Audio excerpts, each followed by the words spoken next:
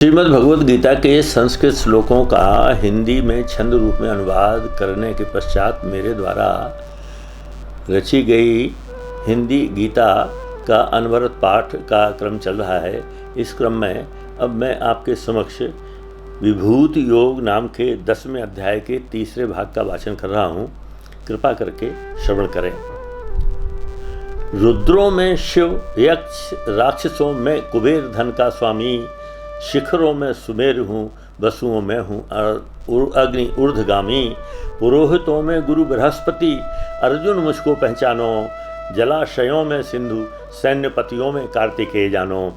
अक्षर ओम सभी शब्दों में, ऋषियों में भ्रभुतपधारी,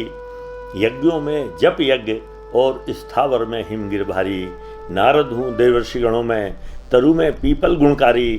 गायक श्रेष्ठ चित्ररथ हूँ, सिद्धों में कपिल सिद्धधारी, उच्चेश्वरा अश्व हूँ जिसका अमृत जन्मजात साथी, नरपति नरों में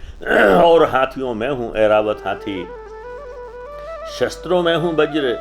और मैं कामधेनु हूँ गायों में, सर्पों में बासुकी काम हूँ मैं उत्पत्ति उपायों में,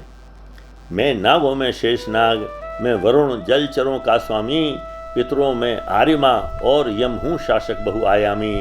दैत्यों में प्रहलाद, सिंह हूँ वन के जीवधारियों में, गणनाओं में काल, गरुण हूँ सारे गगनचारियों में, पवन श्रेष्ठ पावन कर्ता में, राम श्रेष्ठ आयुधारी, मत्स्यों में हूँ मगर, सलिल स्रोतों में गंगा उपकारी, पार्थ आदि हूँ मध्य अंत हूँ, जग का जग निधान हूँ मैं वादों का वाद तत्व हूँ, ज्ञानों में ब्रह्म ज्ञान हूँ मैं, समासों में मैं अक्षय काल कहता हूँ, वर्णों में ओंकार, विश्व तो मुख हूँ भाग्य विधाता हूँ। यहाँ इस 10वें अध्याय का तीसरा भाग समाप्त होता है। इसमें आपने सुना कि भगवान जितनी भी वस्तुएं हैं उन सब में जो श्रेष्ठ वस्तु है वो स्वयं को अपना बताते हैं। जैसे वर्णों में ओंकार, द्वंद्व समासों में,